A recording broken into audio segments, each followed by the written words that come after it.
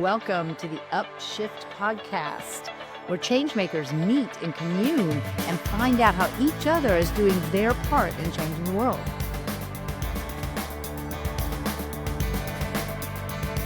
Welcome, and today's guest is Cynthia Leimbach, AI boss and chatbot queen. Oh my God, I've been so excited, cannot wait to talk to her.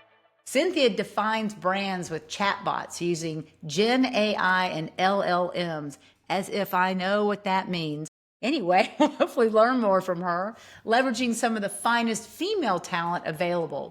Educated at the University of California, Berkeley, Cynthia has worked with legends across multiple channels. A true Renaissance woman, healer, author, and creative who believes being of service to others is the most valuable quality one can embody. She is truly perfect for the podcast and Upshift. So, Cynthia, welcome. It's good to see you again. I got to see you out in the middle of the desert.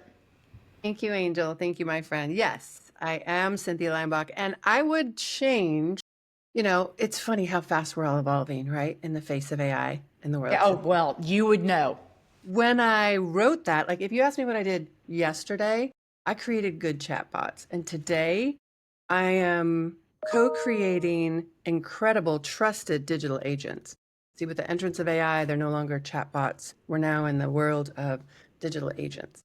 Wow. And you're going to have to, even if it's from me, describe what that means. Sure. So chatbots used to be static, which means the platforms we built it on, we hard coded the answers and the conversation design in them.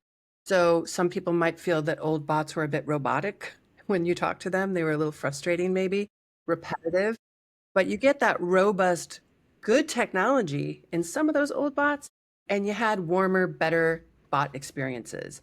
Today, with AI and voice AI, what we're able to co-create is these robust, we prompt and teach the systems how to have that right tone, how to convey like a human and have inflection and the knowledge, right? The knowledge bases that we're vectorizing, which we'll keep it simple. APIs and linking those APIs to the AI is really where we're at. We've come so far, even in a month. Yeah.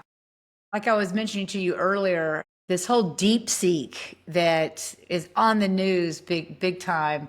And I think, we get it, I guess, with AI and asking questions and having these wonderful things. But I think really what it's bringing up is censorship.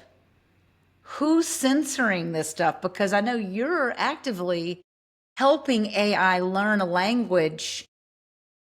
But as to me, the layperson, it's like, well, who's actually guiding this thing that's giving out information? Great question, Angel. We are guiding these systems. We are teaching them. It's like raising a human. You have to teach it the culture, the language, what is acceptable, what's not acceptable, what the guardrails are for, first of all, data and security purposes. And then beyond that, to stay on point, right? If you're building an e-commerce bot and it starts talking about sexy time, that's a problem because your bot just went off the rails. Or if someone who has malicious intents can talk to, a financial institution and is able to get that agent to shift the balance in their account that's readily available, like those are problems, right? So how do we work as a team to set those guardrails? That's what we're really talking about. That's what we're really talking about here. So I know what makes you unique, but tell us what makes you particularly unique in that exact thing you just explained to us. Ooh, gosh.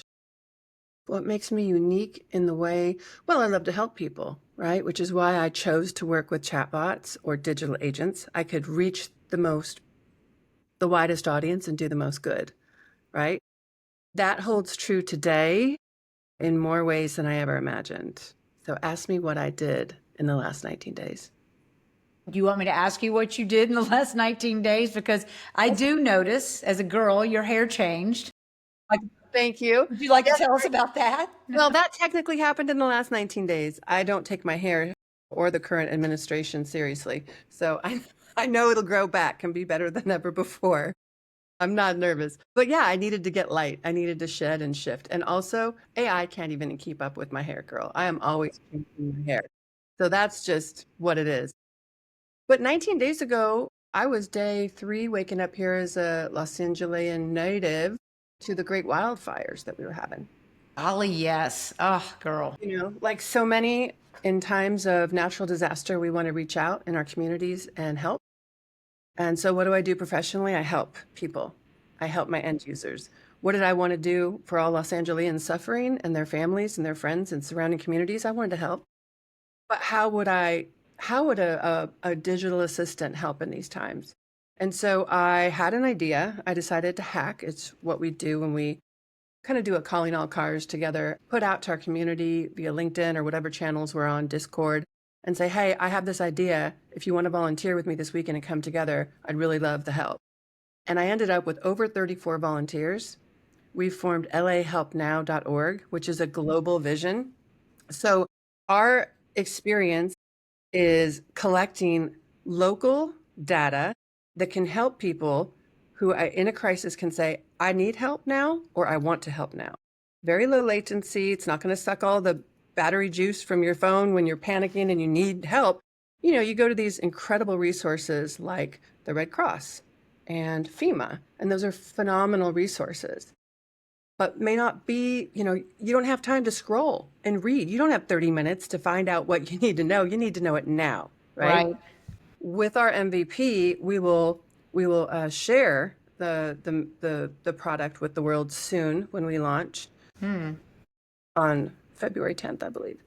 We will share the product and say, yeah, this is what we can do for Los Angeles today. But with data and AI, our team can build and pivot and predict historically where the next 10 major catastrophes on this planet will be with global crisis, climate issues rather.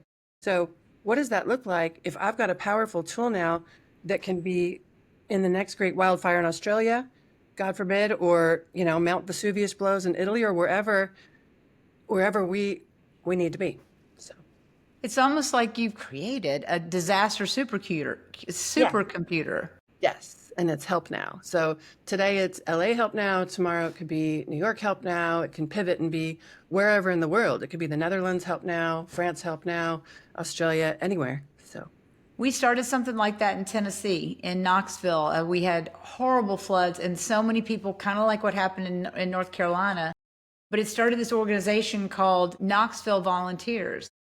But they saw a greater need, and so now it's Tennessee Volunteers, kind of like what you're doing, of course, on a but much different level. And I like the exchange of information. Like, I'm here to help. I need help. I love that. Love it. And is it an app that people can just download, and they probably should have it just to kind of have in your back pocket in case you're in a disaster? So not an app for the MVP, it'll just be a website, just where you go. You just head there and you get to the website. And like I said, it's very clean. Low latency means it's not busy. We're not going to wow you with how cool our website looks. We're going with white background, a map with all the things you need to know on it. Put your zip code in, put your language in, preferred language for wherever you are, and click the button. I need help now, or I want to help now. And then we've got vetted resources. We will give you the big, juicy Red Cross ones in there, but we will also pull it down and give you the local places that are distributing. You could take a shower, you could get fresh food and water, you can get animal help, an animal shelter or animal food, whatever you need. And then the data is being scrubbed, which means every 15 minutes, our back-end dev team has coded this model to scrub the Milan data so it is refreshed and it is up to the date current, because you don't want to have a horse and arrive at the shelter and figure out how to get your horse to the shelter. Spend 4 hours trying to find your horse a temporary home to find out they're no longer accepting horses, right? Oh, yeah. The data is going to drive everything. When we talk about AI, it's only as good as your data, right? So that analogy can cross over into life. Yeah. Life are only as good as the source. What does your source look like, right? So, wow. No. So there's somebody monitoring this. This is my last question on this, but so somebody's got to be monitoring this to be real life or is it algorithms that are monitoring this? Of course. I mean, you could design it either way. I think it depends on the organization. and their level of commitment, their level of commitment to their end user, to their audience, right? So if you have someone in higher education, they take themselves very seriously. There is a level of honor, and there's the academic code of ethics. Like, you want to be on point when you're speaking to that audience, and you don't want to let anyone down or mislead them. So it's incredibly important that what you put out there upholds your ethics and your values. And then we So, could some industries that are a little wiggly, right? They're not yeah. so. So tell us what some of the biggest challenges you've faced since you've started this endeavor in your not chatbots, digital agent. Yes. You're smart. You know, I'm going to be brutally honest. I would say when I graduated university and I got into tech, it was the Me Too movement. And whether you're going to be an actress in Hollywood and deal with that, or you're going to just try to do your freaking job and be at global conferences, how do you use mindfulness and gratitude to cope with this injustice when it's everywhere? Like, I think that's something that we need to talk about. And that leads me to something we didn't discuss, but when I met you, I know we were having coffee one morning and it came up and it was, what do you do, Sin? Well, I believe in inserting the divine feminine into AI. And what does that mean, right? What do you mean by divine feminine? I'll tell you what I mean. Take a look at all of the 98 point some percent men who've been coding the machine learning since the inception of the computer revolution. How many women in STEM have we really got? Some superstars, some amazing talent today, but it's still a tiny, tiny ratio compared to the masculine. So if we don't balance this and you've got people coding, now you can't change the languages of Python or C++ or React or whatever they're coding in. A language is a language, but how you use that language varies very much between the highly logical, cold bot style of the men coding versus, and great problem solvers, not saying that they don't have skills. They've got skills when it comes to that, but they might lack the empathy that the divine woman has. They might lack the nurturing, the mothering instinct. Because if we're building machines that are arguably possibly going to rule the world in 10 years, possibly, don't you want to make sure that you've got an empathetic, nurturing value there in those said machines? Because I know I do. Like, we need to be thinking about this, people, because if we're not building and including that spiritual, divine, feminine, juicy part in this, we're building the wrong machines. And we all know what that's going to look like. It's not going to go well for us. So listening to you, I'm actively getting goosebumps, and I feel like energy's flowing through me because I'm like, she's really describing humans. I mean, we're really bringing up humans without compassion, That's right. especially in America. But oh my goodness, I mean, we need to teach our humans, and you're teaching the machines and saying, well, these could actually take over for us humans someday. And it's all, Cynthia, quite frankly, could be scary if you look in the very, very future. And why don't you tell us how you remain steady and what motivates you as this stuff is impending? Yeah. What inspires you, Cynthia, to keep going? And what makes you think, I'm going to ask this, what makes you think you can make a difference? I mean, I know you can, hun, Yeah. but Okay. it's huge. Yeah, it is huge. But have you met me? I'm a little ambitious. I've always dreamed big, and uh, I'm going to say this in the most humble way I can, the most non-ego way that I can. I am I am blessed to be very powerful. So what I choose to direct and focus my energy on, I will shift that. You are upshifting, and shift happens, ladies and gentlemen. I am a change maker. So if this is the hill I'm prepared to die on, if this is my career, this is the apex of my career, I'm going there, and I'll align myself with the right people to get there and make that positive change. I think in life, you asked me about challenges earlier. I wanted to say that when you hit a crossroads, and this is tied into why I think I can do this, when you hit a crossroads of trauma in your life, you have two choices: misery or gratitude. I'll give you an example. Broke my back, shattered my L4, L5, horrible experience. Anyone can tell you who's been through that. And you're going to relearn to walk in PT. And then once you relearn to walk from the wheelchair, from the bed to the wheelchair, from the wheelchair to the walker, walker to the cane and PT, then you're going to learn to swim. And in between that, they're going to tell you you can't jog anymore, you can't run anymore. You're going to get gentle with aging gracefully, right? You learn with every step to look through the lens at life with a lot of gratitude. Otherwise, you're just in the shitter and sorry. You're going to be bitter and not real happy. Yep. But when you look through life through those lenses of gratitude, now fast forward. When I write for digital agents, when I wrote for bots, I'm really taking a walk in your shoes, in my son's shoes, in my neighbor's shoes, Yeah. right? I'm using empathy to tap into different people. The beauty of how different we each are. Psychologically, what makes you tick is different than what makes the next person tick. And how do I talk to someone super logical and data driven and have that same conversation with someone super bubbly and social and, just magnetic? How do I create those moments for all the people? That's really the name of the game. That's what I'm doing. Let's fast forward. Go back to the divine feminine and what I believe is coming with AI beyond the deep seek. And we haven't talked about that yet. My son teases me, my youngest, he's 19. He says, Mom, why are you so polite with these agents, with Siri or Alexa or whoever? I says, babe, because you know how hard Mom worked to get your credit score real nice? I believe they're keeping track of us because we know they are with data, right? It is no joke that you think something and it shows up on your phone today. You don't even have to say it to your partner or yourself out loud. It just shows up. So what is that woo-woo that is happening there, right? That woo-woo is being captured. Some data source has got a file on each of us, like our credit scores. And I promise you, if this goes wrong in the future, Transformer, whatever you relate to in those sci-fi movies, when it turns around, I do believe we may get scanned and it may look up your file and say, oh, that's the nice, like that's the nice woman, that's Cynthia. Pass.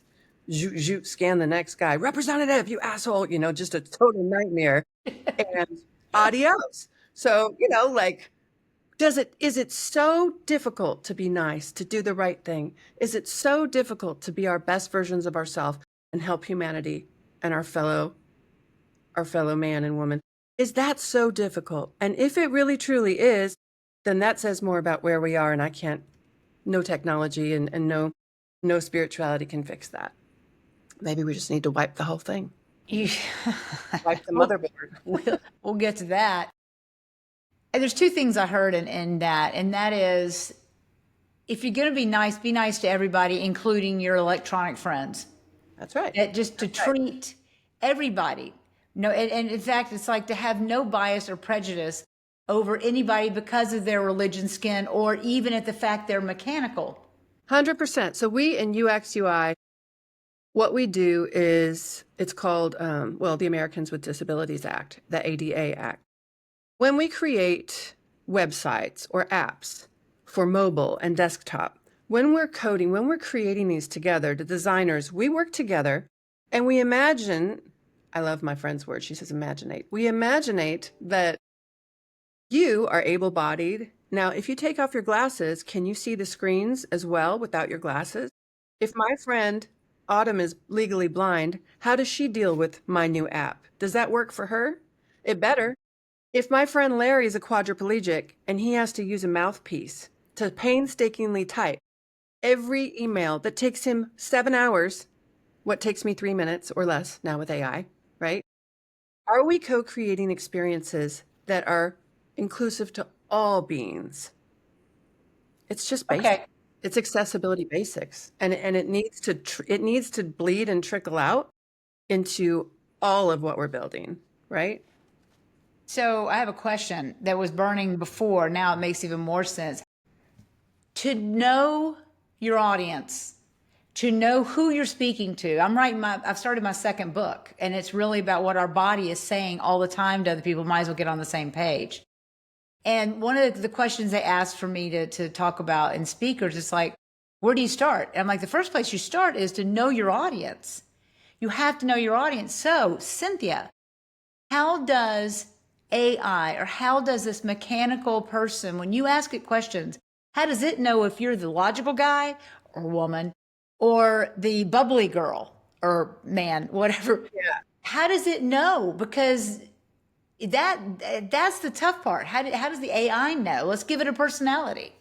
There's a couple different ways. We've been using psychology and personality insights for a couple of years now. And what that means is the system can detect, due to keystrokes, the words you type in, the words you choose, the words you speak to the system, and it can tell on the back end what you match to.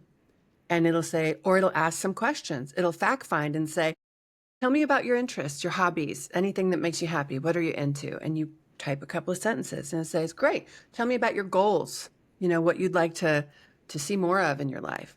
And then it'll come back and say, wow, you sound like a blank, blank that might thrive in blank, blank, or blank. Boom, it just matched you using psychological insights. So yeah, in basic Human behavior. psychology. Yeah, basic psychology and human behavior. Exactly. And it's when you use like the words I see, I view, that means you're a visual person. I hear, I feel, most female or whoever identifies as being a female feels. They don't see or think as much about something. They feel like, I feel that it's going to rain today, or something like that. Or I see it's going to rain today. This actually categorizes. So I guess it's using those kinds of things also to try to mold its output to fit the person it's answering. That's the general idea. You've got it. And then I would say sentiment analysis. These systems are so sharp. In a nanosecond, they can infer emotion and tone in your voice, and they can pick it up so fast in the voice systems that we're designing, which are super exciting. I have to say they're some of my favorites. These yeah, there's some superstars out there that I'm lucky to be working with, and it's really incredible. It's really incredible. Okay, personal story. I was just telling the editors this I guess it was yesterday, about when I first started singing. I was in a very, very, very compressed, very tough, stressful job. And so I came in and my voice was pushed through my airwaves. Because also I've been in corporate situations where I had to command the room, and you have to speak like a man. You got to grab their, attention, and you got to push that air out. And it doesn't work if you're trying to use your vocal cords as an instrument. And so what you're telling me in my very, very, very layman understanding is that now there's an electronic ability to take this sentiment, take these innuendos, I guess, Yeah, and put that in, start to categorize, start to describe the person that it's speaking into.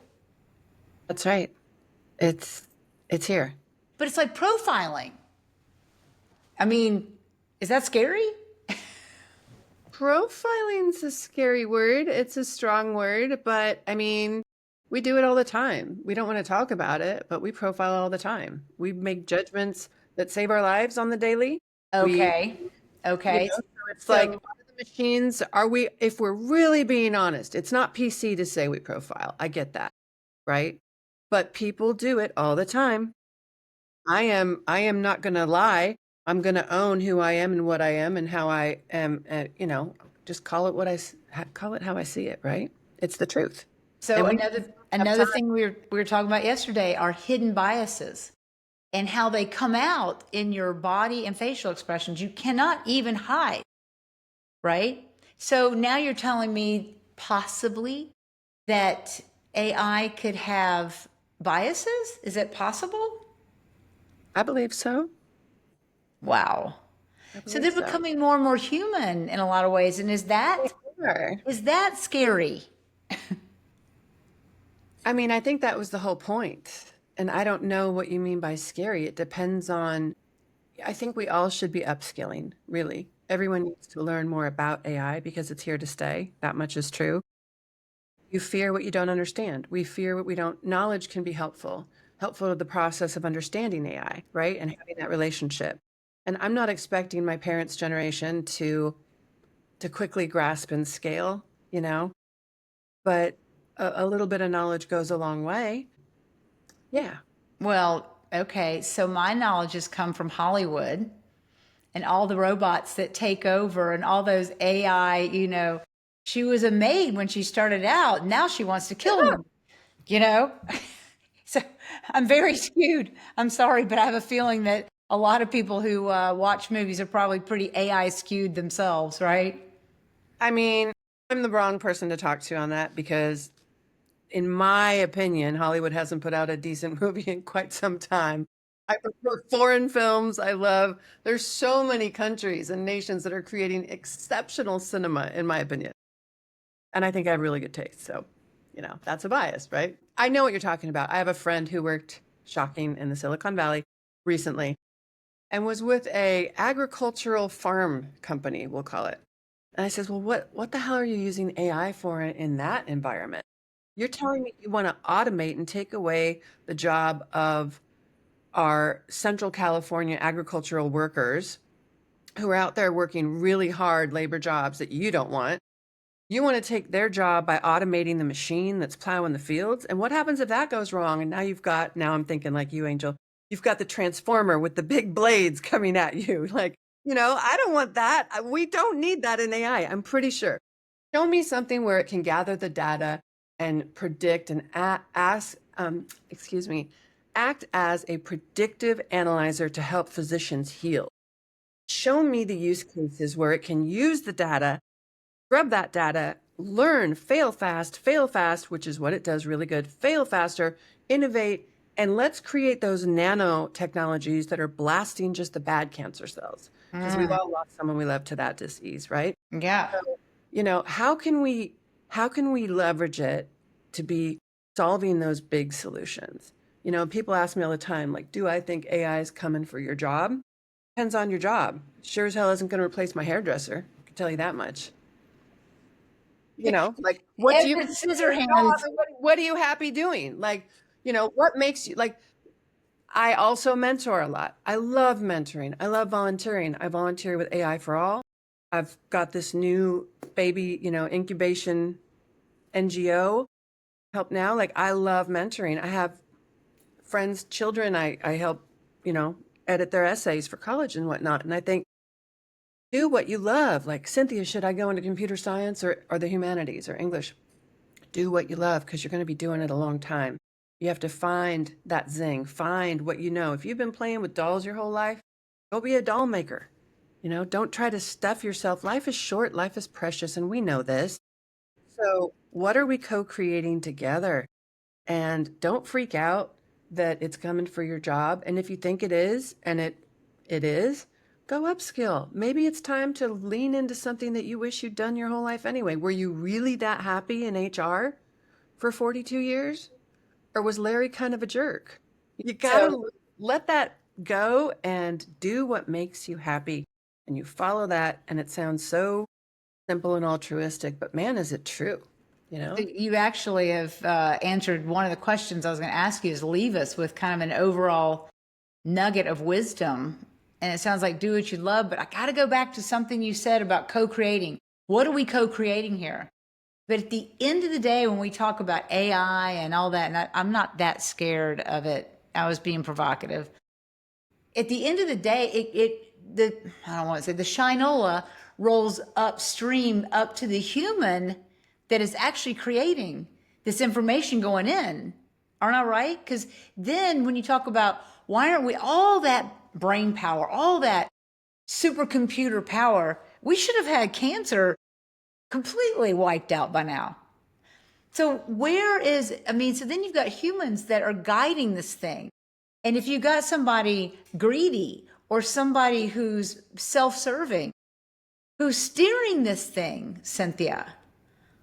I'm wide awake. I hear you. I know exactly what you're imagining when you're saying that. Yep, Yeah, that's right. co-creating. I mean, that's, and then That gets scary. Now that gets scary because we're talking about censorship and oligarchy. And we're talking about people who are putting their interests before the greater good, and they're setting those guardrails designed to cut us off and strangle us, not truly with pure intentions to leverage this for the right reasons. if people can mandate what the right reasons are we are to be using these things on, we've got a whole nother problem.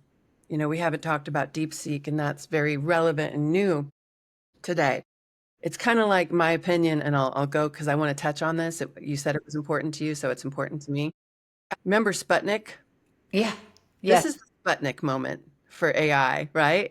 And it took what? It took US 10 years to get its stuff together and prove we got someone to the moon, which AI says we do, by the way. But it's going to take us a minute because we took the coin out of Nvidia. We took the coin out of the market.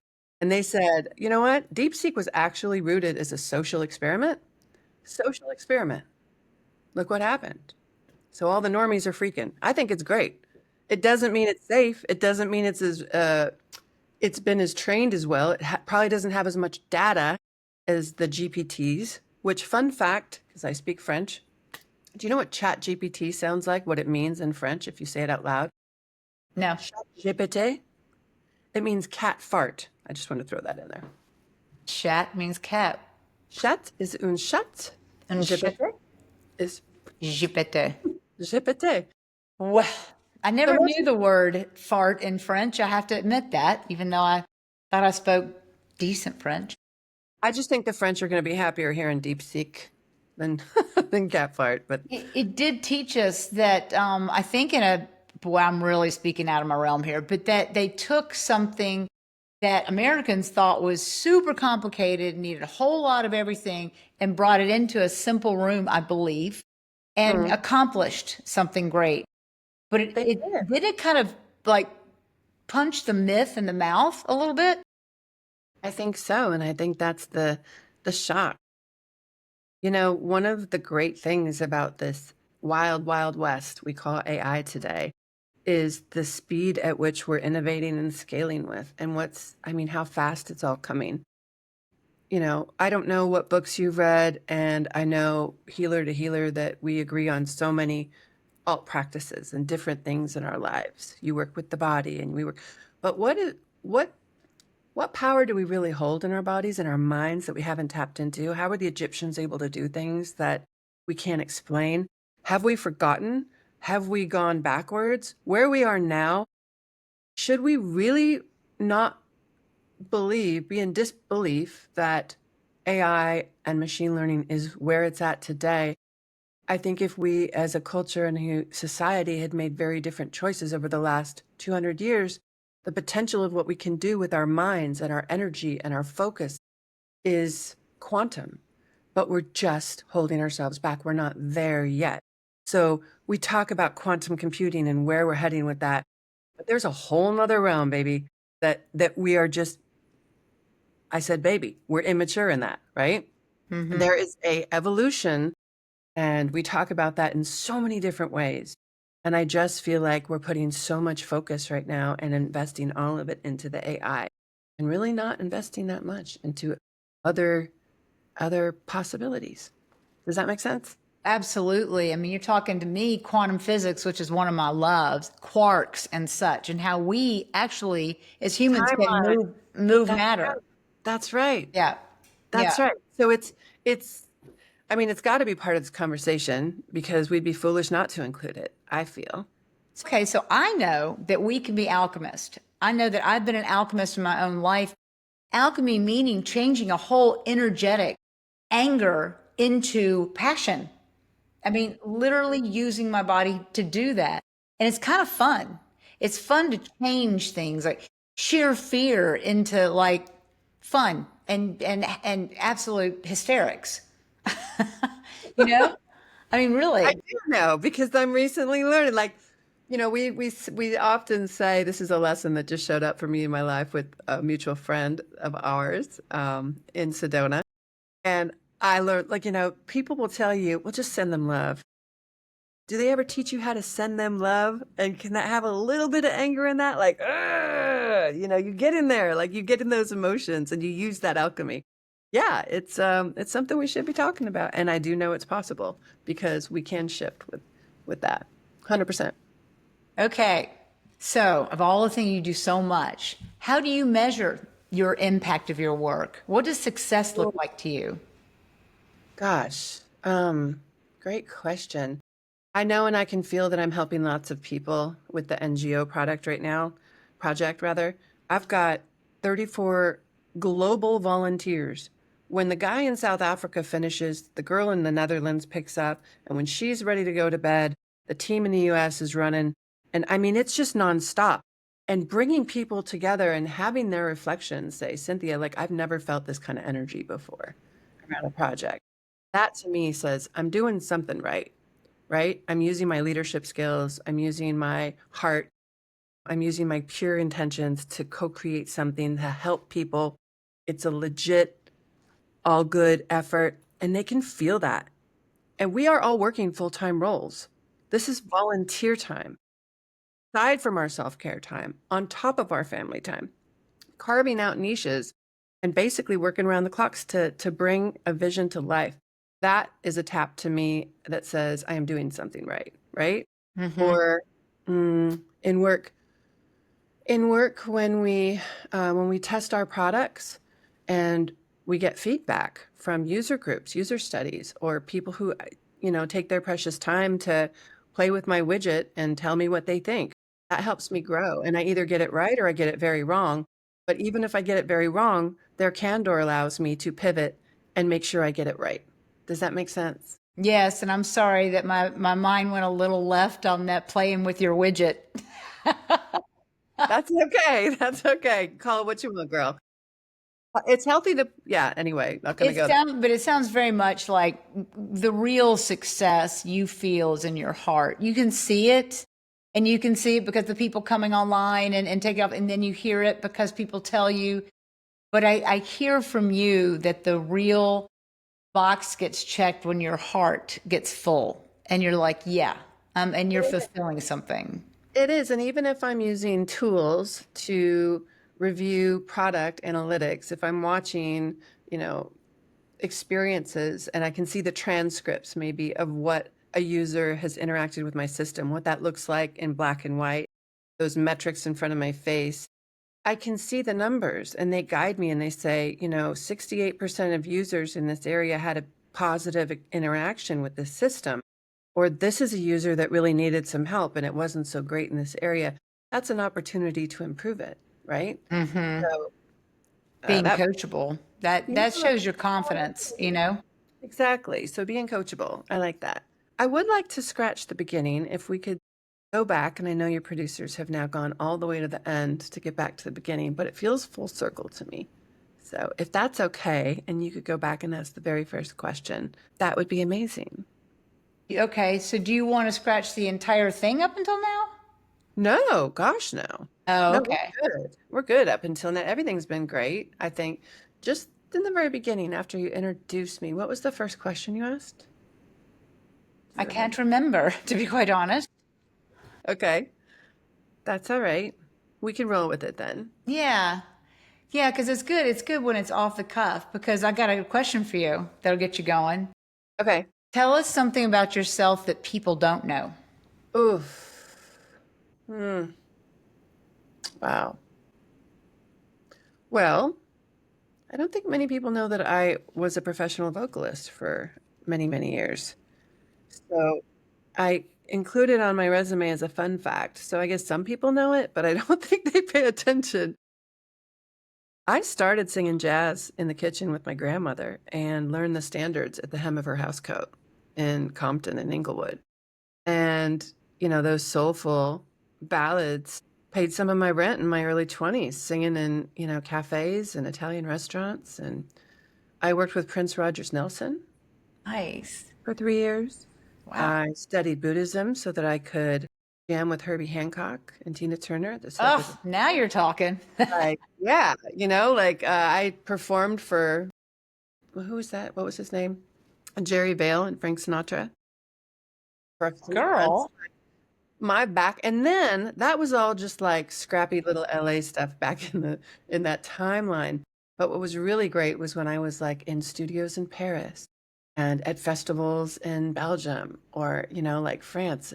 When I had arrived and I was like performing, at an early Coachella and the raves here of Los Angeles, the warehouse parties, the vinyl that I'm on, the house music.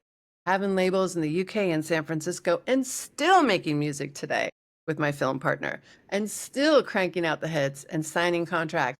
That's like my little behind me is my studio. So my little love is performing that music in a safe space that really uplifts people. And if Mm-hmm. you need a little Molly to hear my music and be transcendent, then so be it. But yeah, Wow. that's what I love. You as a human really embody a whole lot of things, I gotta say. And I think about you and this whole new knowledge of all your creativity, knowing that you're creative anyway, but how you're channeling your creativity into a binary world. Thank you. That's so true. What you just said is really the money statement right there, Angel. I am super creative, and that is the truth. And I've just found a way to survive and use different skills. And what I love, I was a writer. I was an English major, for goodness sake. I didn't take computer science, right? I'm a writer. And so, how does a writer do what they love? We write songs, we write poems, we write novels, and then all of a sudden, I'm writing copy and marketing. And then, hey, could you write a script for this client? It's a, farm to table thing. Sure, I'll do that. And then before you know it, UX, UI writing. And then from there, I specialize Citibank. From there, it just spiraled and the global clients came, and I'm blessed to stay with what you love. See, I didn't try to flip it and change it. That's why I say when I'm mentoring, choose what you love. Don't let someone push you into a box, baby, because you've got to be doing this for a minute. And if you stay true, I think the proof is in the pudding, right? We can smell bullshit. So, Cynthia, I have to say that's probably a great note to bring this to a phenomenal close. Just what you just said, staying with what you love. And you're very inspiring, very, very, very inspiring on taking all these paths and all this love, but always channeling it seemingly through this filter of, do I love it? Is this cool for me? You know? and it comes back to that crossroads lesson of gratitude, right? Because, Misery or gratitude. that's right. That's right. I got to go with the lens of positivity. That's just who I am. Doesn't Cynthia, mean I don't have my crap moments. I'm not perfect, but I do know how to navigate them in a healthy way. So, and there's that. helping others do that also, and helping our friends at AI do that also. Yes, yes. Hopefully doing my part to make a difference there and learning. And doesn't mean I'm the smartest person in the room, for sure. For sure. And we can geek out and you can have me back if you want and we'll talk about more technical stuff if people resonate with it. But I think the message is, you don't have to be the smartest person in the room. You just surround yourself with the smartest people, right? You And get love those. what you do, I because that love what you permeates. do. Love what you do. Love what you do. I'm not going to get these awesome people to help if they aren't loving it too. Right. So Thank you so much for thank all you. your time and your Yeah. stories and your insights. And you've really given us a lot to think about, I believe, a lot. And you've spoken on the behalf of a how can you say it? Almost like a voiceless thing, the AI community, the AI person. You really have. It's got a voice, and I could dial a number and let you hear my systems live, but we'll save that for the next episode. How does that sound? Yay. So that means there's going to be a next one. Yes, All right, ma'am. Cynthia Leimbach, the AI queen, the bot, but she's not a bot queen anymore. She is a digital agent. I'm an AI boss. She's an AI boss. I like that. All right, girl. Thank you so much. Thank And you. we'll see each other, I'm sure, down the road. Appreciate you having me on, and good luck. Thanks for listening, y'all. That was Cynthia Leimbach, the AI queen. Boy, did she really provoke some thought about the whole AI world. Hope you've enjoyed your time with us on Upshift. I am your host, Angel Howard, and would love to get to know you better. Send me an email at angel@angelhoward.co or book me for a speaking engagement. Come on over to my website, angelhoward.co, or dive deeper into your own journey of self-discovery and buy my book, Issues in Your Tissues, on Amazon. Until next time.